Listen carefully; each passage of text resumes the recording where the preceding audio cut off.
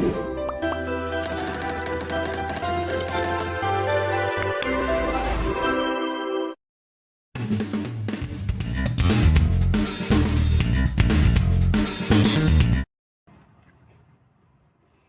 everyone! So ngayon ay pag-aaralan natin ang NumPy. So ano nga ba ang NumPy? Ang NumPy is nangangahulugang numerical Python. So ito ay isang Python library kung saan ginagamit ito para sa mga mathematical operations, array, statistic, at linear algebra. So ngayon, first of all, para magamit natin siya, need na natin siyang i-install. So open lang natin itong Python. Tapos, pinalin natin to. Window PowerShell. Pinalin natin siya. So, yan. Tatype lang natin pip install NumPy. So, then, enter. So, again, itong nga palang pip is package installer siya ni Python. So, ayan. Ito lang lumabas sa akin since na-download ko na siya o na-install ko na siya before. Yan. Pero pag bago nyo pa lang siya i-install, medyo may hihintayin pa kayo ng konti dyan kasi mag-i-install pa siya. Then, sobrang importante na install muna natin siya para magamit natin siya sa idle. So, ang ginagawa nga pala nito is, in-automatic na niyang, pag na-install na yan, automatic na siya pupunta sa computer natin. So, magagamit na natin siya sa idle. Yan, pag-open natin ng idle. Yan, lagay natin ay import NumPy. So, yun sabi ko kanina, importante talaga na install muna natin siya bago gamitin. Kasi pag nag-import NumPy ka dyan na hindi mo ini-install, ang lalabas lang dyan pag in-enter mo is modules not found or something, gano'n. So, ngayon, since nakalagay na tayo import NumPy, lagay natin as np. So, itong np is shortcut lang siya para mapaikli lang yung type mo.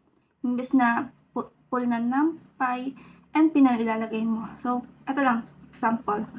Pag itong import na NumPy lang tinype mo, ang gagawin mo dito, ang nakalagay lang dapat dyan ay NumPy dot kunwari array. Yan. Yan, array. Yan. So, yan, buo yan itatype mo. Pero pag nilagay mo ng as np, ang tatype mo lang, imbis na NumPy, lagay mo na lang np. Mas maikli siya, dot array. Mas maikli siya. So, mas mapapabilis yung pagtatype mo pag ganun kaikli lang. So, yan. So, let's go back. So, gagamitin natin ngayon yung NumPy. So, yung type ko na nga kanina, nakita natin yung array. Yun yung una natin gagamitin. So, lagay natin num. So, pangalan lang natin sa num. Short for number. So, lagay natin np dot array. So, ang array is para siyang list lang. Pero mas mas mabilis siyang magamit sa mga mathematical operations. Para po silang nag-store ng data. Then, lagyan natin bracket. Lagyan natin kaya 1, 2. May times sige lang tayo.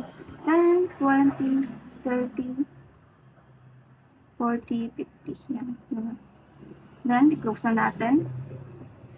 Yan. So, first check natin siya kung gumana nga. So, lagay natin ay print num. Since yun yung pangalan ng ating array. Okay? Yan. So, gumana nga siya. 10, 20, 30, 40, 50. So, dito. Paano pag gusto natin yung mga value na to ay maglagay tayo ng plus 1. Ganon. Gusto natin dagdagan ng 1. So, yan. Print. Lagyan natin is num plus 1. Yan. Kunwari yan. So, ito yung num. Ito yung mga value natin. Ito. Mga 10, 20, 30, 40, 50.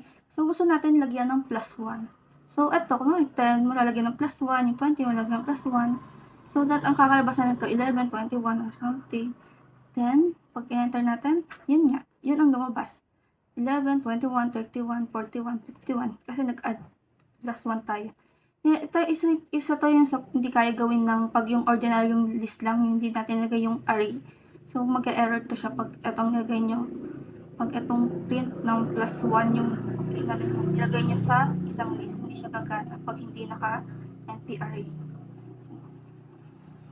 Yan. So, paano naman tayo sa indexing? Yung pag gusto natin makuha yung nth value ng nasa array.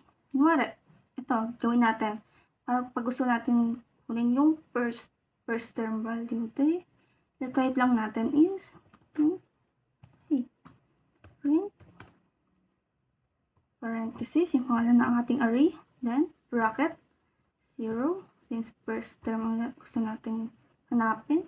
So, yun nga. So, 0, diba, since Python is pag ang counting niya, lagi nagsisimula na sa 0. So, pag first term gusto natin kunin, type natin 0. Pag second term, 1. Then, pag third term, 2. Parang minus ng 1 lang siya. Kasi, since sa 0 nga ang start ng counting ni Python.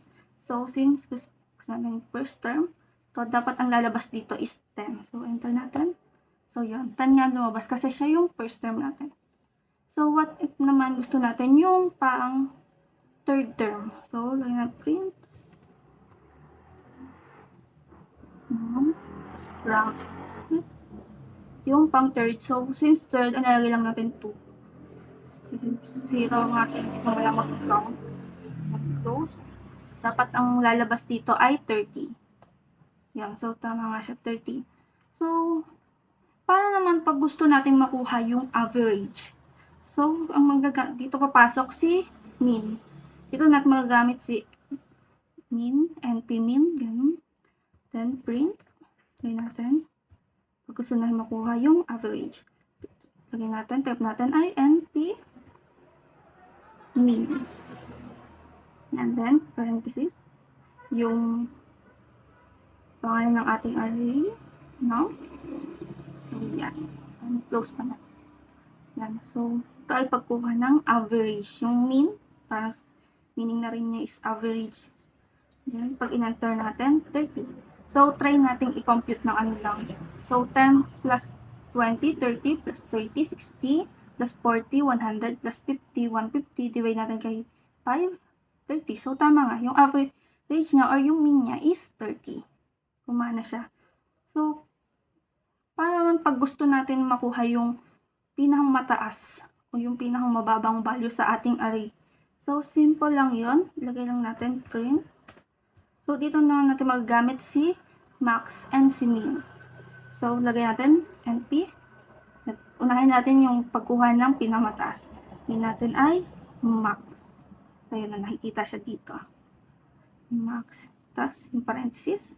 Yung pangalan ng ating array. This is num. Close natin. So, pag enter to, lalabas ay 50. Since, tama siya. Kasi ito naman, pinakamataas na value dito ay ang 50.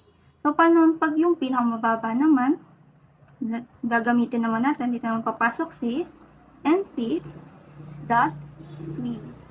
Short for minimum. Maximum and minimum lang. Then, yung pangalan ng ating array, no? Then, close parenthesis, pagka-enter, so yan. Then, since siya nga yung pinakang maliit o pinakamababang value dito sa ating array, so, nakita natin dyan yung gamit ng NumPy. So, hindi lang naman yan yun. So, marami pa yan. Since nakikita nga natin kanina yung list. So, pag ulitin natin. Pag-print and so, makikita natin yan. Parang yan, may false, may true, may absolute, may add. Ang dami yan. So, marami siyang pwedeng magawa. Pero ang discuss lang natin ngayon is yung array, minimum, maximum, and min. Kuha ng average. So, ayun, yun nga yung mga function ni NumPy. So, napagkaroon natin yung array, min, yung average niya, yung max, min, yung minimum.